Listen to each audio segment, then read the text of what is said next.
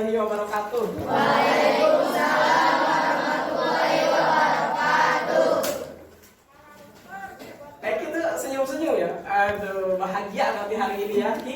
Saking bahagianya senyum-senyum lihatnya tuh. Aduh, mantap lagi. Oke. Apa kabar hari ini? Baik. Oke, kalau hari ini baik, kalau kabar kamu gimana? Baik.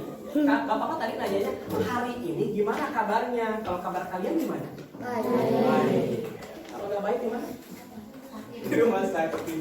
Oke, kegiatan hari ini itu kita akan membuat aturan kelas.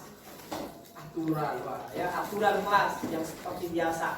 Ya, kalau kita mah dulu bukan aturan ya apa? Kesepakatan kelas. Dari awal itu ya, kan kita rubah ternyata kesepakatan kelasnya menjadi sebuah keyakinan. Ya, yakin kamu laki-laki? Yakin kamu perempuan? Yakin. Kamu yakin kamu murid? Yakin. Kamu yakin Bapak ini seorang guru? Yakin. Serius? Serius. Bapak YouTuber? Main aja gak tahu ya? Bapak kontennya di Afrika masalahnya. Gak ada di Indonesia kontennya ya. Oke, jadi hari ini kita akan membuat bukan aturan lagi, bukan kesepakatan lagi, tapi menjadikan itu semua jadi Keyakinan kelas. yakin? Yakin Allah ada? Yakin. Nah itulah yang akan kita buat, sebuah keyakinan. Nah, terus keyakinannya apa dong? Mari kita buat dulu. Silakan nanti masing-masing dari kalian menuliskan aturannya pengen apa. Nanti kita cari nilai dari aturan tersebut apa. Kunaon pakai roda 2 kudu pakai helm. Ayo. Mau lu motor pakai helm? Kunaon pakai buku? Supaya kecelakaan. Supaya kecelakaan. Ameh no? Supaya celaka. Ameh tercelaka? Ameh lamun ngagubrak selamat kene situ?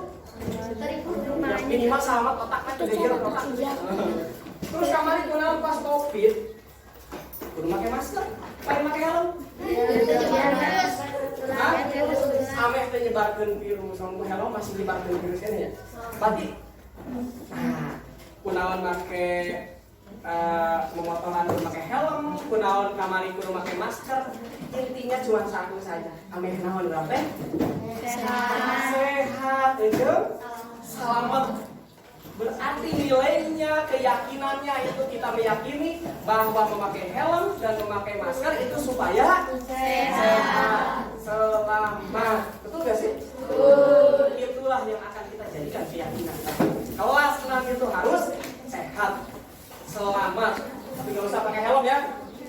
Ya? Oke. Sekarang mari kita buat keyakinan kelasnya. Mau seperti apa kita di kelas kita? Silahkan bertiga itu nanti menjadi satu kelompok. Bapak kasihkan satu kertas ini buat satu aturan atau keyakinan, bukan aturan keyakinan apa yang harus ada di kelas kita.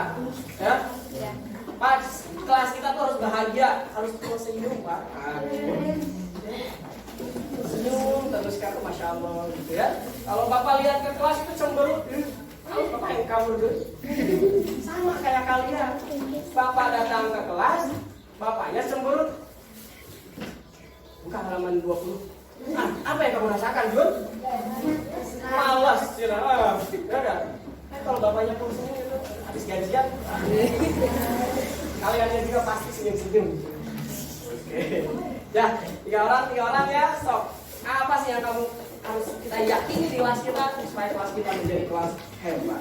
Siapa? Pak, senyum aja Mas. Enggak boleh. Satu. Tiga orang ya. Wah, pas kan?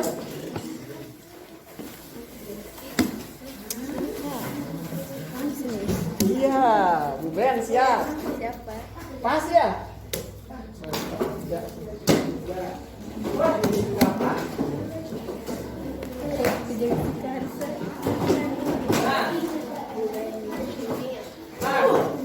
Ayo berdua. Bertiga juga, mantap.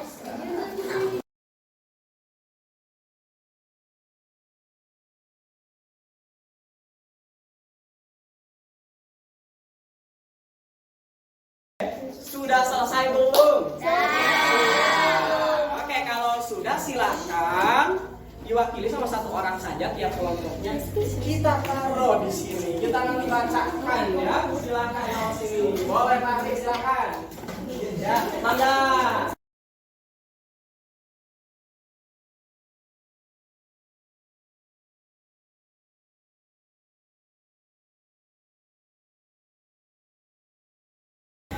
Oke baik, nah, ini adalah hasil kerja kelompok kalian nih. Keyakinan kelas apa saja sih Bapak bacakan ya? Wah mantap nih, nggak tahu siapa nih ya.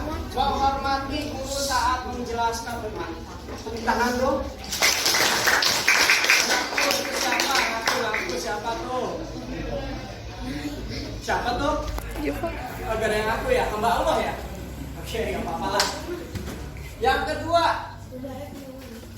harus menjaga lingkungan sekolah. Menjaga lingkungan sekolah. Oke, dijagain ya. Sekarang banyak kali tolong dijagain ya, mau nggak? Siapa yang ronda nanti malam? Enggak ya, salah satunya menjaga kebersihan tuh ya. Menjaga lingkungannya itu kebersihannya ya. Nah, kalau penjaga sekolah ada Pak. Hormat, mantap. Siswa harus semangat. Oke, semangat berarti tertib. Jagalah kerukunan. Pak, jaga kebersihan, hargai, saling menghormati. Tidak mau bapak rapat terus. Waduh, bapak orang sibuk rapat terus ya. Insya Allah nanti bapak kasih tahu.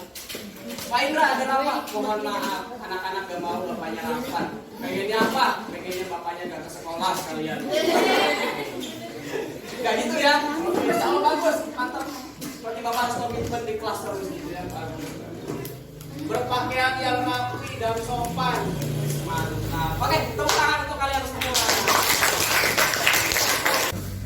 Baik, ternyata setelah kita telah lagi, ini ada yang sama ya dengan nilai-nilainya. Mari kita jadikan beberapa nilai. Jangan banyak-banyak, Pak. 3 sampai 7 aja juga cukup.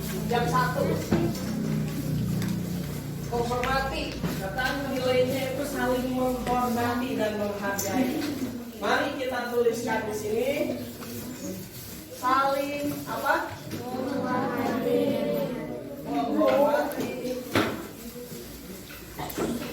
Dan menghargai. Menghargai antara satu sama lain. Oke, ini sudah nih.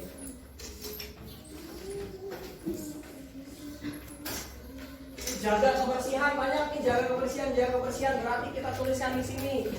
Selalu apa? Menjaga kebersihan. Kebersihan. Bersih enak gak sih? Enak. Muka bersih sama muka kotor enaknya mana? Enak. Muka bersih. Ya, bukan hanya putih tapi bersih. Wah, 3-nya di sini. Aduh. Makanya dilihat dulu gitu kan. Sip, mantap. Ada lagi tadi apa? Semangat. Warga kelas 6 itu harus semangat belajar. Kita tulis lagi.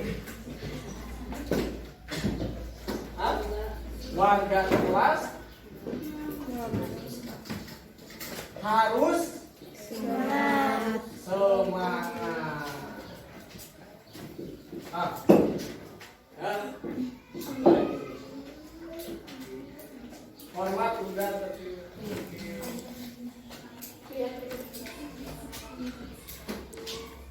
Oke, satu lagi ketika disimpulkan ternyata kalian tuh pengen kita itu berkomitmen dan bertanggung jawab. Bapak juga harus komitmen ngajar, kalian harus berkomitmen juga bertanggung jawab dalam tugas-tugas kalian. Itu nilainya sekian. Berarti yang keempat, warga kelas. Warga kelas tuh bukan yang murid tapi dengan guru ya. Pasang kelas air kelas 6. Selalu bertanggung jawab.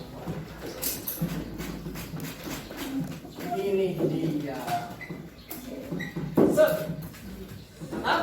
Mari kita bacakan. Satu, apa tuh keyakinannya? Saling menghormati dan menghargai.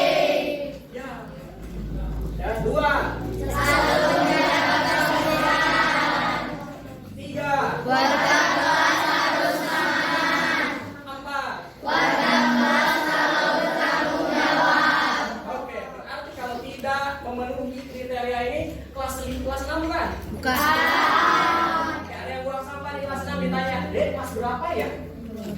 2, kelas 5, kelas 4 gitu ya. Kenapa? Karena kelas 6 itu selalu menjaga kebersihan. kalau ditanya nanti kan kalau ada yang nggak bersih ditanya, "Dek, kelas berapa?" Kalau sekolah mana? Kenapa? Karena kelas 6 yakin bahwa kita semua harus menjaga kebersihan. Oke, nanti Bapak cetak di hari Senin kita tanda tangani semua keyakinan tersebut. Oke, kita tampang yang gede biar kelihatan semuanya gitu lah ya. Oke, ada yang bertanya? Mau olahraga? Mau. Oke, kita akhiri dengan bacaan Alhamdulillah. Assalamualaikum warahmatullahi wabarakatuh.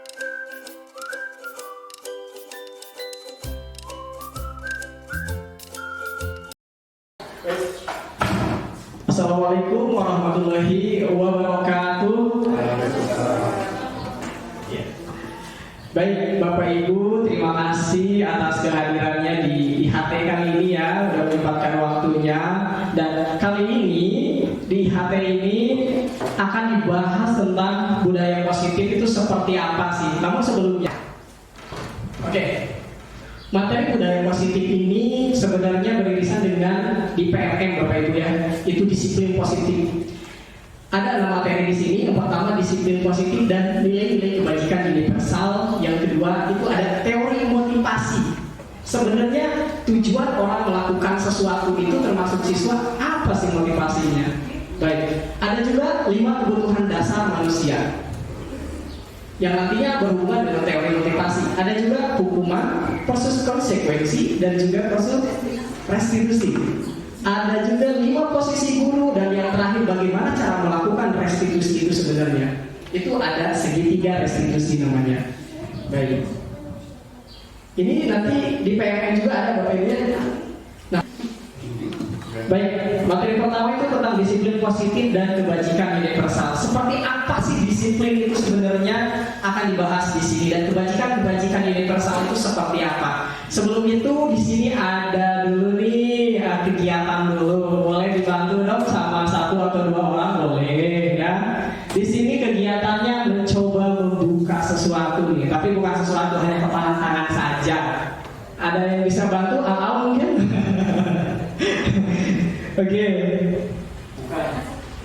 Boleh? Boleh? Ya, ke depan boleh. Boleh. Sini. Oke, boleh. Ya. Sama siapa terserah, boleh Bu Ira. Oke. Mari kita sini. Di sini ya. Nah, ini ibu guru baru ya. Oke, Al itu tugasnya adalah, atau Bu Ira dulu ya. Bu Ira itu mengepalkan tangan, boleh mana aja. Di dalamnya Bu Ira itu ada sesuatu yang sangat berharga di Bu Ira. Ya, sangat-sangat berharga dan harus dijaga oleh Bu Ira. Tugasnya mau dari Bu Ira ya. Mau di leketek sudah boleh, apapun boleh ya. Mau dipaksa terserah. Pokoknya Al harus mampu membuka itu. Oke, Al? Siap? Oke, silakan waktunya tidak lama-lama, 5 detik saja. Silakan. Ayo Al, semangat Al. Mau di terserah ibu, mau dibuka terserah, itu sesuatu yang sangat berharga bagi ibu. Ya, mau digodain boleh, mau kasih permen boleh. Ya? Oke, sudah? Sudah? Oke, terbuka. Oke, terima kasih. Tolong tepuk tangan Bu Ira dan juga Amin. Oke, Bu Ira ternyata membuka atau menutup? Membuka. Mari kita lihat ya. Bu Ira itu membuka. Mengapa kok dibuka? Itu sesuatu yang sangat berharga bagi Bu Ira dibuka. Seperti apa? Boleh? Mengapa tadi dibuka? Kebuka karena nggak kuat. Nggak kuat. Tidak apa-apa, di sini bukan untuk mencari bisa dibuka atau tidak dibuka. Tetapi ada satu hal, Bu Ira, sebenarnya yang bisa membuka kepala tangan Bu Ira itu Bu Ira atau Al sebenarnya? Diri sendiri? Ya, seperti itulah. Ya, diri sendiri? Iya, betul. Alasannya apa Bu Ira? Gak kuat? Gak kuat mungkin lihat kelucuan Al gitu ya. Tidak apa-apa. Itu alasannya. Kita hidup itu dengan tujuan dan alasan juga sama. Bagus. Oke, sip lah. Nah, mari kita di sini itu Nah, Dr. William Glasser itu di sini meluruskan tentang yang namanya a choice theory atau apa ya? Di sini itu teori kontrol. Ada 4 ilusi kontrol, ya, seperti itu. Apa saja? Yang pertama, ilusi bahwa guru itu bisa mengontrol murid. Ilusi itu ya. Tapi bukan sulap ya Bu Elia. Oke, yang kedua, ilusi bahwa semua penguatan positif salah satunya bujukan itu efektif dan bermanfaat secara jangka panjang. Jangka pendek oke, gitu kan. Yang ketiga juga ilusi bahwa kritik dan membuat orang merasa bersalah itu dapat membuatkan karakter. Ilusi juga itu. Ya, dan yang terakhir, ilusi bahwa orang dewasa memiliki hak untuk memaksa. Kata Ki Hajar Dewantara, setiap anak itu sudah memiliki karakternya. Datang dia ke sekolah, kelas 1, itu dia sudah memiliki karakter atau kodratnya masing-masing. Ya sesuai dengan lingkungannya, baik itu di lingkungan rumah maupun di lingkungan keluarga. Mereka itu datang ke sekolah, datang ke kelas kilat dengan karakternya masing-masing, ya. Seperti yang Bapak Ibu ketahui semuanya bahwa anak murid itu bukan kertas kosong yang bisa kita coret-coret semau kita, ya. Baik. Nah, kenapa Dr. William Glasser itu di sini stimulus respon itu harus beralih kita itu ke teori kontrol. Apa sih stimulus kontrol? Seperti ini Bapak Ibu. Cara pandangnya yang stimulus kontrol itu realitas atau kebutuhan semua orang sama. Sedangkan di teori kontrol yang Dr. William Glasser tadi, ternyata realitas atau kebutuhan kita termasuk siswa itu berbeda. Begitu. Ya, semua orang melihat hal yang sama kalau di stimulus respon. Sedangkan di teori kontrol, setiap orang memiliki gambaran yang berbeda terhadap sesuatu. Seperti itu. Kita juga di teori kontrol ini berusaha memahami pandangan orang lain, bukan berarti mencoba untuk mengubah sudut pandang yang sama dengan kita. Nah, sehingga di sini Dr. William Glasser itu pandangan pada stimulus respon itu, ayo kita beralih kepada teori kontrol seperti tadi. Kenapa? Karena ilusi-ilusi seperti tadi. Kita itu gak bisa kontrol orang. Sebenarnya mereka itu bisa kita kontrol karena memiliki tujuan. Apa itu tujuannya? Kita bahas selanjutnya. Nah, tentunya kita sekolah ini punya aturan Bapak Ibu ya. Tentunya ya. Dalam menciptakan lingkungan yang positif, strategi yang perlu kita salah satu strategi yang perlu kita tinjau kembali adalah bagaimana penerapan disiplin di sekolah ini. Seperti apa sih pendisiplinan kita? Sudahkah memanusiakan manusia atau masih seperti dulu ya, zaman kolonial Belanda? Seperti itu. Saya yakin sudah seperti Ki Hajar Dewantara. Saya yakin itu. Nah, selanjutnya ada kata disiplin. Memang disiplin itu apa sih? Apa sih sebenarnya disiplin? Bagaimana? Kalau disiplin itu kaitannya dengan apa sih? Dengan aturan, betul. Iya, dengan peraturan dan sebagainya. Bahkan dikaitkan dengan hukuman gitu ya. Tapi pernah kita juga kalau di KBBI itu atau di mata kuliah di kuliah itu ada yang namanya disiplin ilmu. Iya sih? Lalu disiplin itu maknanya apa sebenarnya? Ya, masa dihukum ilmu kita ini? Ternyata memang di KBBI juga ada 3 kalau pengertian dari disiplin tersebut. Yang salah satunya disajikan dengan hukuman, aturan, dan bahkan ada disiplin ilmu. Nah, di sini ternyata disiplin itu, kalau kata Ki Hajar Dewantara itu, di mana ada kemerdekaan, disitulah harus ada disiplin yang kuat. Nah, lalu kemerdekaan itu apa sebenarnya? Merdeka itu kayak kurikulum merdeka bukan berarti bebas, tetapi terlepas dari perintah, ya. Tidak hanya terlepas dari perintah, akan tetapi juga cakap memerintah diri sendiri. Itulah makna dari merdeka sesungguhnya. Seperti bangsa kita. Kita itu terbebas dari perintah Belanda. Kita mampu memerintah diri sendiri, memerintah negara ini. Seperti itu. Itulah makna merdeka sesungguhnya. Dan bahkan disiplin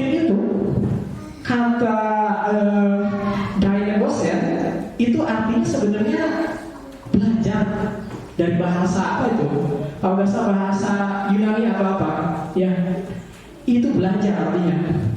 Dan dulu itu disandingkan kata-kata disiplin itu oleh para pengikut Sokrates atau siapapun, jadi mengikuti jalan-jalan gurunya begitu. Itulah makna disiplin. Sehingga ya, nah menurut Diana Gosen ini seorang pengajar juga dan dia seorang psikiater kalau nggak salah.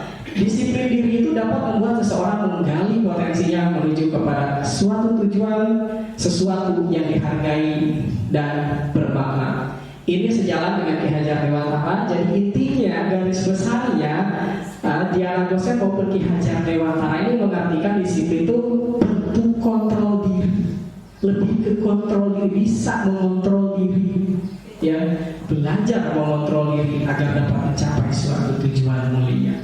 Nah, sekarang ada pertanyaan lagi nih. Sebenarnya tujuan mulianya apa ini kalau di sekolah ya?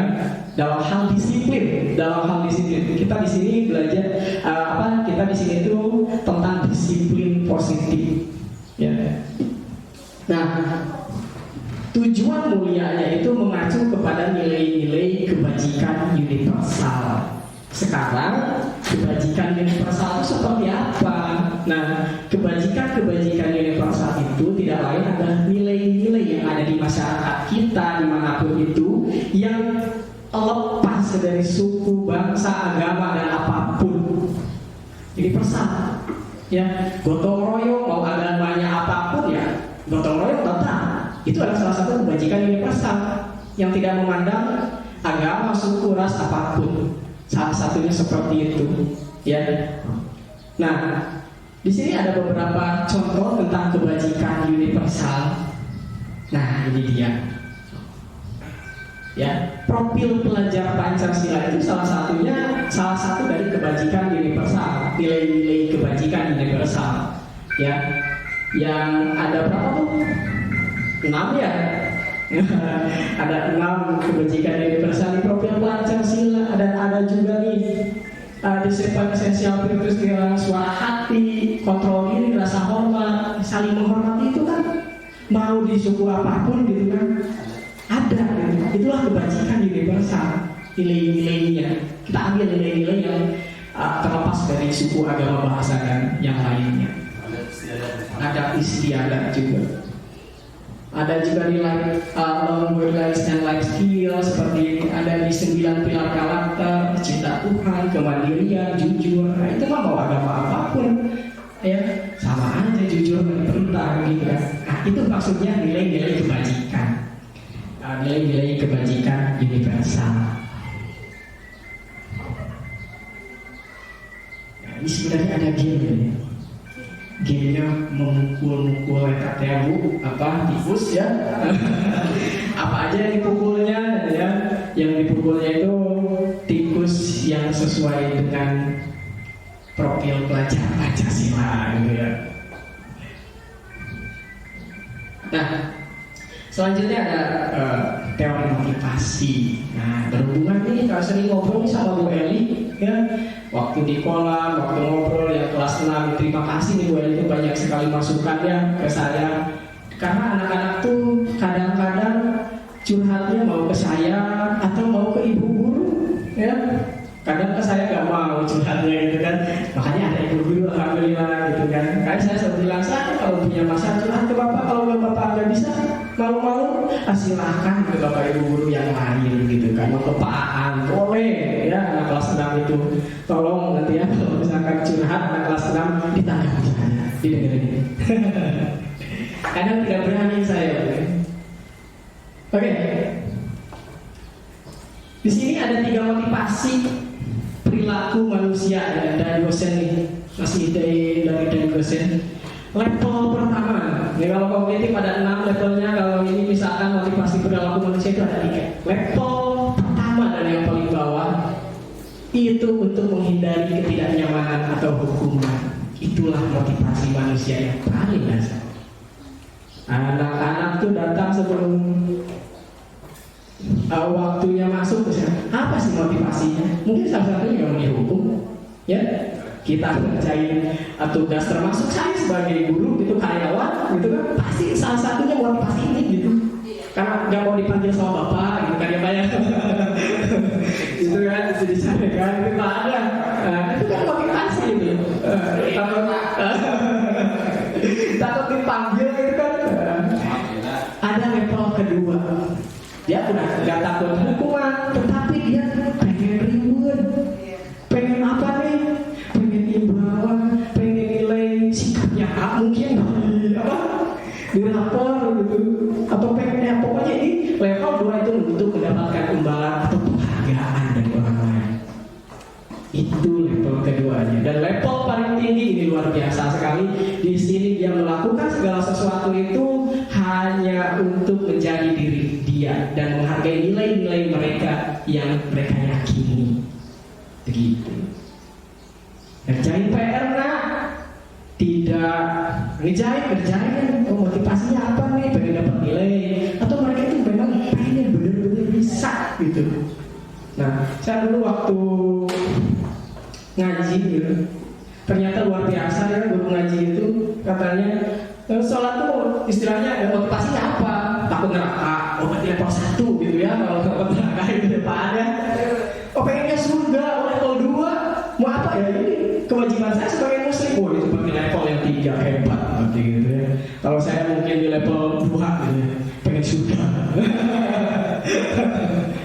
Begitu. Nah itulah level-levelnya. Dan kita sebagai seorang guru di disiplin positif ini, ternyata Bapak Ibu pengertian negosiasi harus level 3 itu. Kenapa? Karena yang 2 itu eksternal motivasinya ini. Kalau nggak ada lagi hukuman, tidak ada lagi imbalan dari Bapak Ibu gurunya, udah beres. Ya, tidak akan ada lagi, nanti dia turun lagi istilahnya gitu. Kalau yang level 3 dia punya motivasi intrinsik, motivasi dia sendiri.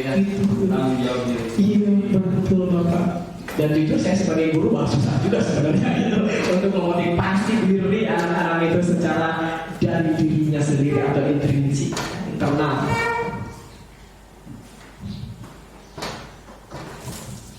Adakah kenakalan-kenakalan remaja ya, anak-anak kita nih yang baru-baru ini, coba boleh dicurhatin? Seperti apa satu saja, jangan banyak. Saya tahu banyak ya soalnya itu. Iya gimana Bu? Oke. Di sini ada 5 kebutuhan dasar manusia harus terpenuhi. Yang pertama tentunya bertahan hidup. Nah, kenapa terlambat? Saya bantu orang tua jualan dulu. Udah. Kebutuhan dasar yang dia penuhi dulu itu adalah bertahan hidup. Yang kedua, kasih sayang dan rasa diterima, itu adalah kebutuhan dasar manusia. Ya, saya nonton film Naruto, bandel sekali anaknya. Kenapa? Kurang kasih sayang. Ya. Kenapa orang tuanya udah nggak ada, mohon maaf ya, film cemen itu ya. Aku senyum tahu kayaknya awal ya. Bapak Ibu kan mungkin tidak tahu ya. Oke, yang selanjutnya ada kebebasan. Kebebasan. Nah, kalau kamu belajarnya kayak gini, nggak mau nih, mana ngerjain dia nih soalnya. Males Pak.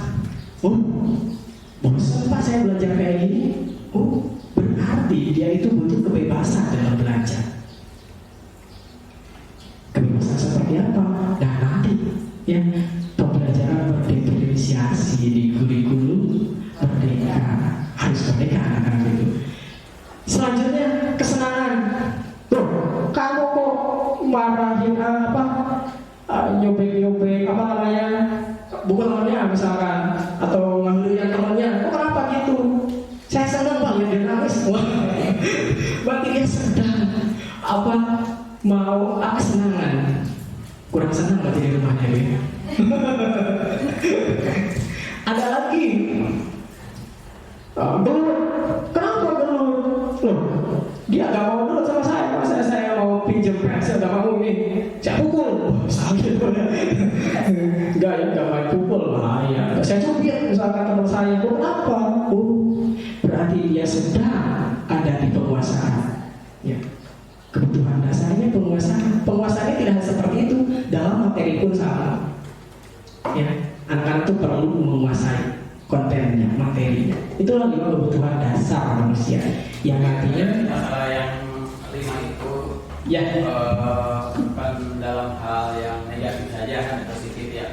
Seperti tadi dengan penguasaan dia itu supaya berkuasa dengan mengalahkan orang lain, itu dalam negatif. Tapi dalam hal positifnya misalnya dalam membelajarkan dia misalnya mendapatkan nilai yang paling bagus, itu sama saya berkuasa, saya berhasil untuk menaklukkan soal-soal itu misalnya gitu. betul Bapak. Nah, tadi kan contohnya Ya. contoh yang negatif gitu. Ya tadi contohnya. Ya, seperti kesenangan merobek-robek kertas ataupun supaya senang mengherian batu. Tapi senang dalam hal ini, dalam hal negatif pun ada positif masih banyak. Betul Bapak, terima kasih. Betul. Jadi untuk ini kan 5 kebutuhan dasar. Untuk kita mendapatkan ini tuh bisa dengan hal positif, bisa juga dengan hal negatif. Contohnya tadi saya cuma negatif saja itu.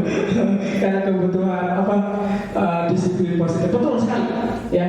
Untuk mencapai 5 kebutuhan dasar ini, kita bisa melakukan sesuatu yang positif, bisa juga negatif. Begitu. Melakukan materi kita bisa, itu kan menguasai materi bagus, begitu. Terima kasih Bapak. Oh iya ya. Yang pertama nih, ada seorang anak pulang ke rumah nangis. Dia ditanya dong sama orang tuanya. Anaknya bilang, "Ibu guru, aku bilang aku tidak boleh bersenandung sewaktu mengerjakan tugas. Katanya kelas harus tenang, tidak ada suara, kan gak seru jadinya mah, Pak." Itu jawaban Linda itu. Nah, ternyata sebenarnya dia bersenandung itu di kelas untuk memenuhi kebutuhan apa berarti? Kesenangan. Ada lagi, "Ibu guru tidak mau banyak paku hari ini, padahal aku kan pakai jepit bagus ini." Gitu curhat ibunya gitu. Oh sebenarnya dia itu ingin diperhatikan oleh ibu guru. Kenapa? Nah, kebutuhannya itu kasih sayang dan rasa diterima dan sebagainya. Nah, saya yakin di Bapak Ibu guru itu sudah tahu kalau masalah ini mah. Kita next. Iya. Kadang-kadang anak yang Iya. sendiri, ibu, Gitu ya. sepatu baru bagus. Nah, Ya gitu. biasanya guru-guru TK mah memperhatikan anaknya dulu benar, Iya. perhatikan anaknya merasa senang. Sebenarnya itu kok materi untuk saya belajar. Kalau Bapak Ibu guru di sini itu saya sudah yakin sudah menguasainya itu kan. Nah, selanjutnya Akhirnya kelas tengah. iya. Makanya saya pengen nanti Pak ya di kesempatan lain di kelas rendah gitu ya. Nanti mulai 5 tahun. Di rolling 5 tahun. Beda aku kalau di kelas rendah tuh awalnya muda kayak ibu gitu kan. Saya di kelas tinggi, aduh takut saya menua itu. Sekali lagi meniru anak kecil. Lucu pokoknya bu kalau kayak gini. Istri saya suka curhat kelas 2 kok lucu-lucu ya udah kayak kelas 6 gitu ya. Menantang sekali ya, kadang-kadang nantang kan dulu ya.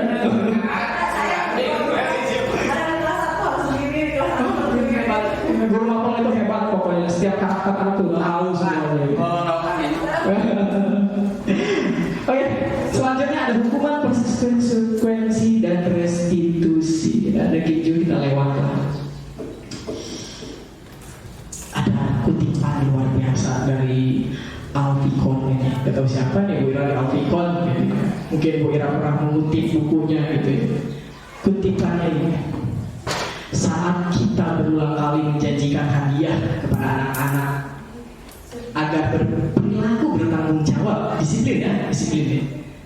Atau kepada seorang murid agar mempelajari sesuatu yang baru, atau kepada seorang karyawan agar melakukan pekerjaan yang berkualitas, kita sedang berasumsi bahwa mereka tidak dapat melakukannya, atau mereka tidak akan memilih untuk melakukannya. Katanya seperti itu. Mari kita telaah dulu, gak apa-apa ya. Kita telaah dulu. Dia tuh mengemukakan baik penghargaan maupun hukuman itu adalah cara mengontrol perilaku seseorang yang menghancurkan potensi untuk pembelajaran yang sesungguhnya menurut Al-Bikon ya. Siapa tahu nanti menurut Rasulullah boleh, silahkan kita diskusikan di sini gitu kan. Ya, jadi menurut Kon itu secara ideal tindakan belajar itu sendiri adalah penghargaan sesungguhnya. Di sini tuh kemarin saya juga diskusi gitu ya. Ini belum beres diskusi. Dan salah satunya masalah penghargaan, hukuman, bahkan ranking pun dibahas di sini. Seperti apa sebenarnya hal-hal itu menurut disiplin positif yang tentunya sesuai dengan pedagogi dan juga sesuai dengan psikologi dan sebagainya. Nah, di sini masih Al-Bikon ya. Ada 5 alasan untuk tidak menggunakan sistem hadiah dalam pendisiplinan murid. Yang pertama, menghambat kinerja kreativitas dan juga motivasi murid. Kenapa? Karena tujuannya di dalam, kalau udah misalkan ribet, penghargaan, pasti dopamin otak kita itu kalau sebenarnya penghargaannya nih, sehingga lupa dengan tujuan belajar. Begitu. Yang kedua, hadiah itu memiliki potensi hukuman ternyata. Apa? Ternyata baik hadiah maupun hukuman sama-sama ada janjinya. Nah, kalau nggak bersih di kelas nih, misalkan hukumannya ini, misal gitu kan. Nah, kalau bersih, misalkan nanti ini dan sebagainya, sama-sama memiliki yang namanya janji. Terus kalau janji itu nggak ditepati, nanti malas lagi ya. Gitu kan. Ada lagi menyebabkan putusnya hubungan sosial. Waduh, luar biasa. Kalau kata Ki Hajar Dewantara itu kita harus menuntun murid, harus tahu karakteristik murid. Wah, itu jujur bagi saya guru baru sulit sekali. Begitu sulit banget. Ya, makanya nanti saya minta bimbingan dari Bapak Ibu guru ya, gitu kan, untuk ini. Jujur saya sekarang untuk mengetahui karakter murid itu agak susah. Menyebabkan putusnya ya dalam mendisiplinkan murid. Yang pertama tuh hukuman. Yang kedua itu ada sebenarnya konsekuensi baru restitusi. Kalau kita lihat di tabel itu seperti Peringatan. ya. Kalau hukuman biasanya itu tidak anak-anak yang misalkan yang lagi dihukum. Kalau hukuman itu sifatnya bisa fisik, bisa psikis gitu kan ya. Dan biasanya tidak sesuai. Contoh, anak gak ngerjain PR, malah disuruh nyuci WC. Apa hubungannya gitu kan? Biasanya itulah kalau hukuman, tidak ada hubungannya. Kalau konsekuensi, biasanya, Bapak Ibu nih biasanya kan kalau di awal pelajaran tuh, awal tahun ajaran suka bikin yang namanya aturan kelas bersama murid atau disebutnya kesepakatan kelas. Ya kan ya? Komitmen dengan murid. Gitu kan, malahan aturannya itu dari murid gitu kan, ada yang curah pendapat. Nah itu sebenarnya yang dinamakan dengan kesepakatan kelas. Bentuknya apa hukumannya? Misalkan tidak mengerjakan PR sebanyak 3 kali berturut-turut, dikasih PR lagi misalkan. Itu sesuai kesepakatan tapi dengan siswa-siswanya, sehingga ketika ada anak, halo udah jam berapa ini? Baru masuk ya? Iya Bu, Pak. Kenapa terlambat? Saya gini-gini dulu. Oke. Terlambat berapa menit? 10 menit. Kesepakatannya gimana? Oke Pak, saya harus tinggal setelah istirahat, saya masih harus tinggal di kelas untuk mengejar ketertinggalan. Anaknya merasa tahu apa yang perlu dia lakukan ketika melanggar itu. Nah itu konsekuensi. Ya. Salah satunya tadi lari, tetapi pas pelajaran PJO kan ada korelasinya gitu kan. Yang itu konsekuensi. Nah, bagaimana dengan restitusi? Ternyata di sini, kalau misalkan, oke lah kalau hukuman itu Bapak Ibu guru pasti tidak pernah melakukannya. Kalau konsekuensi, saya sering melakukannya, gitu kan? Gak ngerjain PR lagi, oke. Tahu kan apa? Iya Pak, tahu saya dapat bonus 1 PR lagi, oke. Dan yang lainnya gitu kan. Nah, tetapi ada satu kekurangannya di konsekuensi ini. Dia tidak melihat dirinya lagi dan tidak ada untuk memperbaiki, untuk masa depannya, untuk ke depannya. Berbeda dengan restitusi, karena restitusi ini proses menciptakan kondisi bagi murid untuk memperbaiki kesalahannya, ya, sehingga mereka bisa kembali ke kelompok mereka. Kenapa kembali ke kelompok mereka? Berbeda dengan hukuman dan konsekuensi. Kadang anak yang bandel, yang ini itu malah dikucilkan misalkan. Oke, restitusi juga itu proses kolaboratif untuk mengajarkan murid mencari solusi, ya, dan membantu supaya mereka itu menjadi apa yang mereka inginkan sesuai dengan nilai-nilai yang mereka yakini. Itulah restitusi. Jadi gimana sih simpelnya restitusi itu seperti apa? Oke, kita lanjut saja. Nah, ini ciri-ciri restitusinya. Kita lanjut saja langsung ke sini dia. Ada 3 langkah restitusi. Oke, restitusi di sini ada 3 langkah untuk merestitusi. Yang pertama, menstabilkan identitas. Ketika ada anak bermasalah, ya, contoh bertengkar dengan temannya, ya, kita panggil dua-duanya. Tidak bisa mungkin waktu istirahat dan tidak terlihat oleh teman-teman yang lainnya. Langkah yang pertama itu adalah menstabilkan identitas. Kita tidak boleh menghukum anak tersebut bahwa menjadi ada yang namanya identitas gagal, ya. Jangan sampai anak itu merasa bahwa dia merasa diri gagal dan sebagainya gitu. Kita harus menstabilkan identitasnya. Kenapa? Setiap orang itu pasti pernah melakukan kesalahan. Bapak ibu guru, orang tuanya, murid, apalagi Pak Indra itu banyak sekali melakukan kesalahan, ya. Yang kedua alasannya setiap tindakan peserta didik itu selalu memiliki tujuan. Makanya sebenarnya harus juga kita itu mengetahui kebutuhan dasar mana yang ingin dipenuhi oleh peserta didik tersebut sehingga mereka melakukan tindakan-tindakan seperti itu.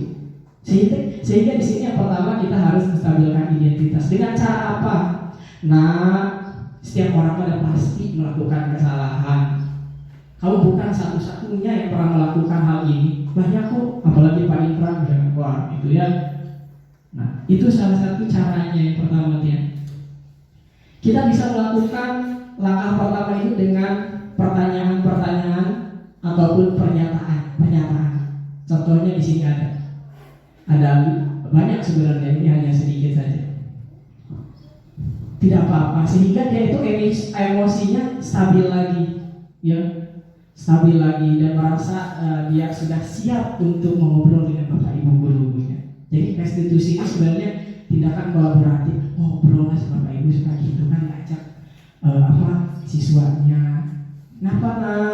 Kenapa? Itu tuh sebenarnya restitusi gitu kan. Nah, langkah yang kedua, validasi tindakan yang salah. Kenapa kamu gak ikut piket? Malas Pak, piket. Nah, di validasi ini kita harus tahu alasan dia tidak melakukan piket ataupun yang hal-hal tindakan disiplin melanggar disiplinnya itu seperti apa. Nah, dengan beberapa pertanyaan seperti ini.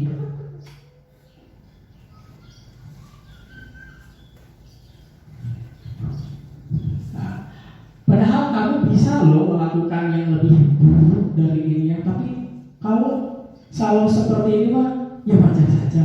Misalkan kamu pasti punya alasan mengapa melakukan hal itu. Nah, kita harus tahu alasan itu yang berkaitan dengan motivasi dan juga 5 kebutuhan dasar manusia. Dan yang terakhir, ada yang menanyakan keyakinan. Ini yang penting Bapak Ibu. Bapak Ibu itu sudah punya kesepakatan kelas, aturan kelas, dan nanti di PMM juga termasuknya mari kita buat aksi nyata membuat keyakinan kelas ya. Apalagi ya. Dulu aturan kelas, ada lagi kesepakatan kelas, sekarang adanya keyakinan kelas ya. Saya juga gitu, apa ini? Apakah sama aja ganti nama gitu kan? Dan yang terakhir itu ada menanyakan keyakinan. Nah, makanya harus buat keyakinan kelasnya. Nah, keyakinan apa? Atau di sini nilai-nilai umumnya, nilai-nilai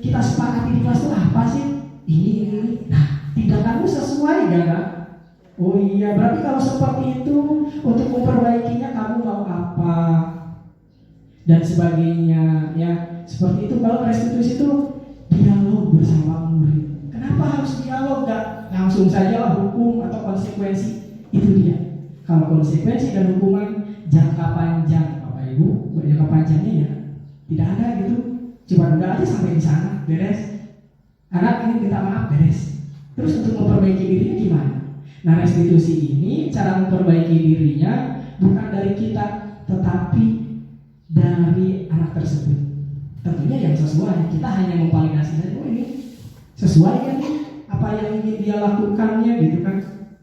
Nah, jadi itulah segitiga restitusi ya. Nah, apa bedanya sih aturan terus apa lagi kesepakatan kelas dan keyakinan kelas gitu. Kalau aturan itu apa sih bedanya? Aturan siapa yang buat? Aturan kita. Iya. Yang merupakan hasil kesepakatan bersama peraturan. Kadang-kadang kalau peraturan dibikin oleh diri sendiri belum tentu yang lain setuju. Betul. Terima kasih Bapak. Nah, itulah ya. Nah, gimana sekarang keyakinan kelas nih? Ada di sini tuh. Yang pertama ada pembentukan keyakinan kelas. Ini nanti untuk kita PMM aksi nyata. Yang pertama pembentukan keyakinan kelas. Seperti apa dulu sih sebenarnya keyakinan kelas? Di sini pembentukan keyakinan kelas itu sebenarnya lebih abstrak, lebih umum. Contoh, kenapa Bu kita harus pakai helm kalau pakai roda 2, Pak? Kenapa sih pakai helm? Keselamatan. Terus kemarin kenapa kita harus pakai masker saat COVID? Iya, aturannya kan gitu di undang-undang yang memakai harus memakai helm di roda 2 dan sebagainya. Itu aturan gitu kan, aturan itu. Nah, kalau keyakinan kelas itu lebih umum, lebih abstrak. Kita lihat nilainya apa sih? Oh, ternyata jawaban Bapak juga barisan keselamatan. Berarti keyakinannya itu adalah nilai-nilai kebajikannya itu tentang keselamatan. Itu poinnya sebenarnya. Ada manfaatnya. Iya. Itu kan saling menghormati, itu kan abstrak ya. Banyak sekali cara salam, senyum, sapa, itu kan termasuk ke sana. Kalau aturan 5S, salam, senyum, sapa dan sebagainya. Itu aturan gitu kan. Nah, kalau keyakinan kelas diambil nilainya saja. Sebenarnya 5S dan sebagainya itu untuk apa sih? Saling menghargai dan saling menghormati. Berarti saling menghargai. Menghargai itu nilai-nilainya. Keyakinan kelasnya seperti apa? Kelas 1 meyakini bahwa kita harus saling menghormati dan menghargai begitu. Nanti ada contohnya. Selanjutnya Bapak ya, Ibu, keyakinan kelas ini bentuknya harus positif kalimatnya, tidak boleh yang namanya negatif. Tidak boleh berisik saat guru menjelaskan. Nah, lebih baik kita ganti saja, tidak boleh berisiknya. Dengarkan saat orang lain berbicara. Itu keyakinan kelas. Dan gak usah banyak-banyak, cukup 3-7 saja. Kita langsung ke contoh kelas 1 ya. Setiap anggota kelas perlu belajar. Itu keyakinan kelas. Bisa ini saja nanti itu PMM nih. Nanti di-share. Yang kedua, perlu senang, perlu melakukan tugas, saling menghargai, merasa aman. Abstrak gitu, ya kan, umum ya. Dan nanti perlu senang itu harus seperti apa? Itu ada nanti kegiatan bersama murid untuk memperjelas ini. Orang lain serta barangnya. Berarti kalau meminjam harus gimana? Nah, gitu. Tidak boleh asal menyentuh. Kalau yang udah ini, kalau yang udah kelas itu. Iya, betul. Jadi sebenarnya banyak poinnya di sini tuh, karena yang diambilnya adalah nilainya. Begitu. Saat belajar tidak boleh berbicara, harus pasif anak kecil. Iya. Gak aktif ya Pak ya? Kau gak boleh pertanyaan belum nanti tidak bisa menjawab. Bapak pasang diam dulu gitu Pak ya. Kita lebih menghargai orang yang sedang berbicara. Iya. Poinnya berarti itu ya, ketika menjelaskan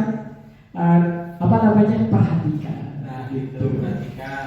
Betul Pak ya, terima kasih ternyata pilihan kalimatnya, katanya diksinya itu harus tepat sekali, jangan ambigu gitu ya. Jangan salah makna. Iya, bahaya kalau ambigu ya Bu ya.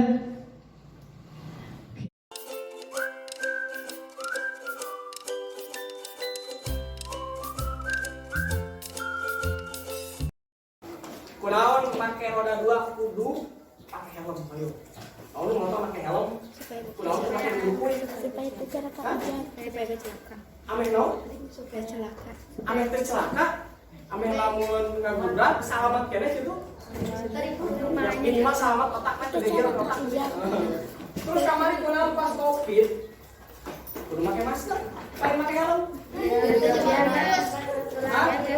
Ameh teh nyebarkeun virus, kamu helm masih nyebarkeun virus kan ya? Tiga orang ya, sok. Apa sih yang kamu harus kita yakini di kelas kita supaya kelas kita menjadi kelas hebat? Siapa? Pak Kul senyum aja Pak.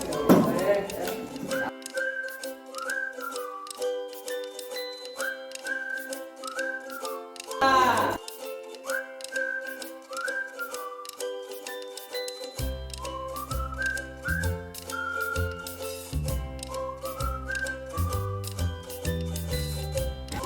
Oke baik, nah ini adalah hasil kerja kelompok kalian nih.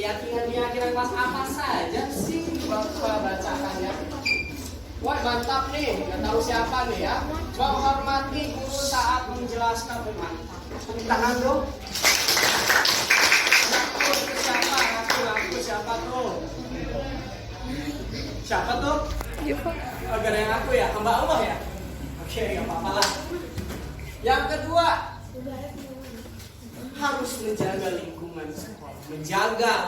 sekolah. Oke, dijagain ya. Sekarang banyak maling tolong. Dijagain ya mau ya? Siapa yang ronda nanti malam? Enggak ya, salah satunya menjaga kebersihan tuh ya. Menjaga lingkungannya itu kebersihannya ya. Nah, kalau penjaga sekolah ada Pak. Hormat atau siswa harus semangat. Oke, semangat berarti tertib. Jagalah kerukunan, jaga kebersihan, hargai, saling menghormati. Tidak mau bawa rapat terus, waduh itu. Bapak orang sibuk rapat terus ya, insya Allah nanti bapak kasih tahu. Pak Indra ada rapat, mohon maaf, anak-anak gak mau bapaknya rapat. Pengennya apa? Pengennya bapaknya gak ke sekolah sekalian. Gak gitu ya, insya Allah bagus, mantap. Seperti bapak harus komitmen di kelas terus gitu ya Pak. Berpakaian yang rapi dan sopan. Mantap. Oke, tepuk tangan untuk kalian semua. Baik, ternyata setelah kita telah lagi ini ada yang sama ya dengan nilai-nilainya. Mari kita jadikan beberapa nilai. Jangan banyak-banyak lah, 3 sampai 7 aja juga cukup. Yang satu, menghormati. Datang nilainya itu saling menghormati dan menghargai. Mari kita tuliskan di sini. Saling apa?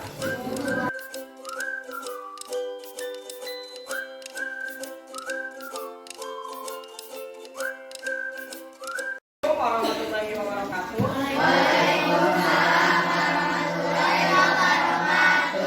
Oke, hari ini kita akan mentandatangani keyakinan kelas yang sudah kita buat. Dari semuanya itu ternyata cuma 4 saja kita rangkum. Ada 4 keyakinan di sini. Ke depan mulai dari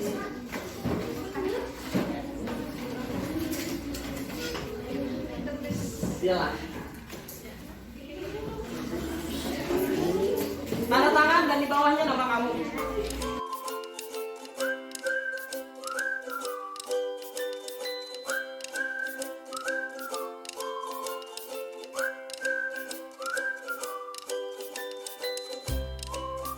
Assalamualaikum warahmatullahi wabarakatuh. Perkenalkan, nama saya Kanza Hidayat dari kelas 6 SD Negeri Berkah. Saya senang saat membuat keyakinan kelas karena saya terlibat. Saya ingin kelas bersih karena belajar dengan nyaman. Assalamualaikum warahmatullahi wabarakatuh. Perkenalkan, nama saya Dini Fauzan dari kelas 6 SDN Negeri Berkah.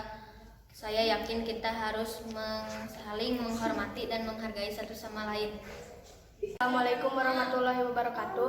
Nama saya Keila Yuliasana. Saya dari kelas 6 SDN Negeri Berkah. Saya ingin semua siswa SDN Negeri Berkah ceria dan semangat saat belajar. Oke, sampai sini ada yang tidak mau ditanyakan atau mau ditanyakan atau didiskusikan, mangga boleh. Pak Indra bisa diterapkan khususnya di sekolah kita gitu ya. Apa yang tadi berbagai contoh, terus apa dalam memotivasi anak gitu. Ya. Jadi kita harus benar-benar sesuai dengan aturan gitu ya. Jangan berlebihan. Ya, seperti apa memberikan ada punishment ya, hukuman tidak berlebihan, tapi harus mengarah kepada pembelajaran. Ya. Terima kasih Bapak. Kalau ada saran-saran masukan mangga ke saya ya, gak hanya di sini, waktu di istirahat juga saya akan bawa diskusinya di kabupaten. Terima kasih. Bagaimana? Apakah sudah cukup? Saya sih sudah cukup. Terima kasih. Terima kasih sekali lagi kepada Bapak Kepala Sekolah sudah menyediakan waktunya dan juga kepada Bapak Ibu Guru, Pak Anuyat dan Tete. Terima kasih saya ucapkan. Semoga ini menjadi bisa kita terapkan di PNM juga ya. Diskusinya tidak hanya di sini. Mangga, mari kita diskusikan di waktu kita nongkrong di kantor gitu ya. Ya, saya ucapkan terima kasih. Mohon maaf kekurangan saya masih banyak kekurangannya dan perlu masukan dari Bapak Ibu Guru. Baik, wassalamualaikum warahmatullahi wabarakatuh.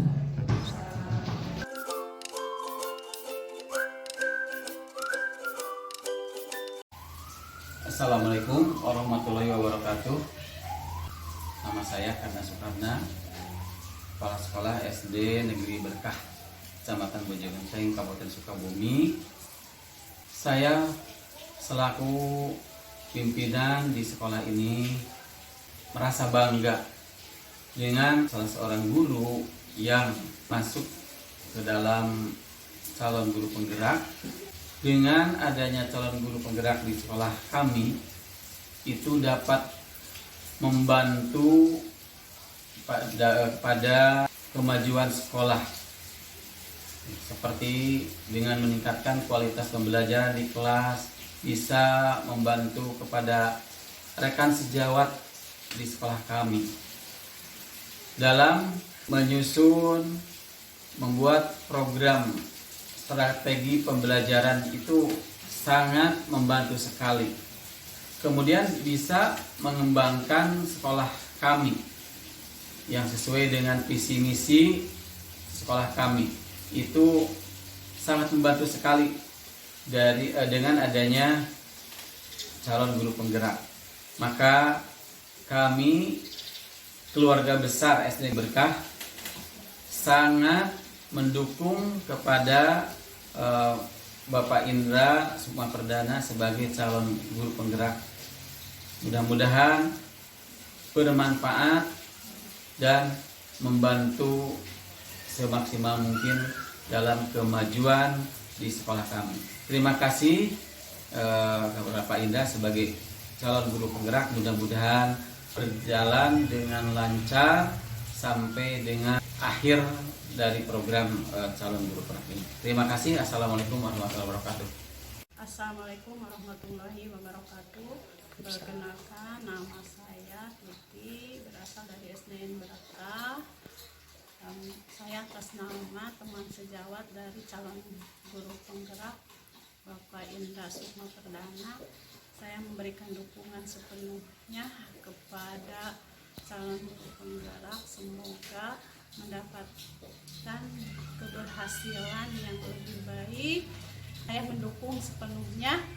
Saya harapkan semoga bisa membantu rekan-rekan yang ada di sekolah SDN Berkah ini bisa dalam kegiatan pembelajaran, semoga lebih meningkat lagi dengan adanya kegiatan dari bantuan dari calon guru penggerak. Semoga SDN Berkah ini bisa berkembang dan lebih maju lagi seperti yang diharapkan, yang sesuai dengan visi dan misi di sekolah kami. Sekian, terima kasih. Wassalamualaikum warahmatullahi wabarakatuh. Assalamualaikum warahmatullahi wabarakatuh. Perkenalkan, nama saya Siti Raudo. Saya salah seorang guru yang mengajar di SDN Berkah, Kecamatan Bojonggenteng, Kabupaten Sukabumi. Saya juga sebagai rekan sejawat dari calon guru penggerak yaitu Pak Indra Sukma Perdana. Di sini saya akan memberikan pandangan saya terhadap beliau sebagai calon guru penggerak. Pak Indra merupakan salah seorang yang berdedikasi tinggi dan sangat menginspirasi. Kenapa saya mengatakan demikian? Karena Pak Indra selalu mengajak rekan sejawatnya untuk terus belajar, untuk menciptakan pembelajaran yang berdiferensiasi, terutama dalam menciptakan budaya positif. Budaya positif sini dimulai dari di kelas, yaitu dengan adanya keyakinan kelas. Keyakinan kelas ini, beliau selalu mengingatkan kami untuk terus mengadakan keyakinan kelas. Beliau selalu memberikan contohnya di kelas yang beliau ajar. Nah, selain itu juga Pak Indra itu merupakan salah seorang yang sangat senang berorganisasi karena beliau selalu berhubungan baik dengan masyarakat dan seluruh warga sekolah.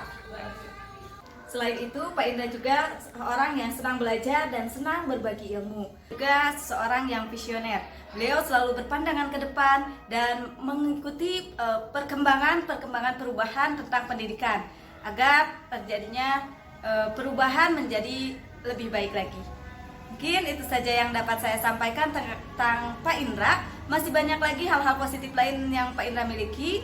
Mungkin cukup sekian dari saya. Semangat terus. Assalamualaikum warahmatullahi wabarakatuh.